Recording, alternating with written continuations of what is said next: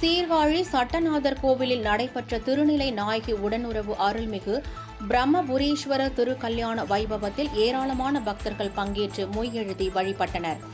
மயிலாடுதுறை மாவட்டம் சீர்காழியில் தருமபுரம் ஆதீனத்தின் நிர்வாகத்திற்கு உட்பட்ட சட்டைநாதர் கோவில் அமைந்துள்ளது. இந்த கோவிலில் பிரம்மோற்சவ விழா கடந்த 1ஆம் தேதி கொடியேற்றத்துடன் தொடங்கி நடைபெற்று வருகிறது. இவ்விழாவின் 6ஆம் நாளில் திருநிலை நாயகி உடனுறை அருள்மிகு பிரம்மபுரீஸ்வரர் திருக்கல்யாண வைபவம் வெகு விமர்சையாக நடைபெற்றது. முன்னதாக அலங்கரிக்கப்பட்ட மணமேடையில் திருநிலை நாயகி உடனுறை பிரம்மபுரீஸ்வரர் எழுந்தருளியதைத் தொடர்ந்து சிவாச்சாரியார்கள் மங்கள நாணை சுவாமியிடம் வைத்து பின்னர் அம்மனுக்கு அணிவித்தனர்.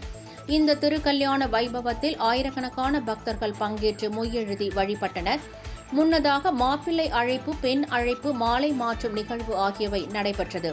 பின்னர் திருமண கோலத்தில் சுவாமி மற்றும் அம்மன் இரவு புஷ்ப விமானத்தில் வீதி உலா வந்து பக்தர்களுக்கு அருள் பாலித்தனர்.